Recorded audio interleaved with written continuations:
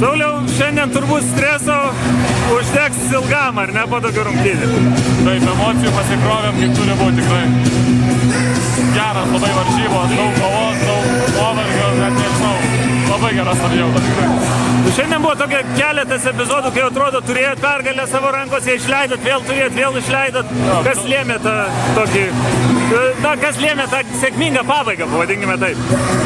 Net nežinau, tiesiog žaidėm, neatsipalaidavom, stengiamės, ten kur paleisdavom tą rezultatą, jie atlošdavo, mes toliau irgi lošdavom, tiesiog stengiamės, kovojom ir taip gavos. Ačiū Dievui, šiandien ne mūsų pusė taip gavos. Dažniausiai būna, na, bent jau sakoma, yra taip, kad taisyklė ta tokia, kas išplėšia pratęsimą, tas po to laimi rungtynes.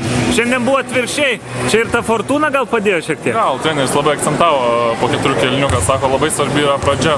Gerai pradėjom pradžią, ten įmetėm nusibaudą, atsikovojom, vėl gera buvo pradžia ir nebeužsikabinti. Pats atėjus naujam treneriui, Sauliau, žaidė labai daug.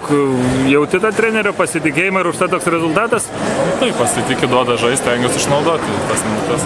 Kaip pakeitė žaidimą treneris? Ką pakeitė, gal nebūtinai žaidimą, bet ką pakeitė komandoje treneris? Nes Juventus po to laimėjo 2 rungtynes iš eilės.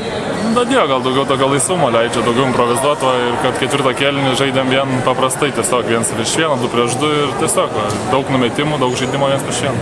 Tai tas genialumas slypi paprastume, taip išeina krepšinėje? Manyčiau, kad taip.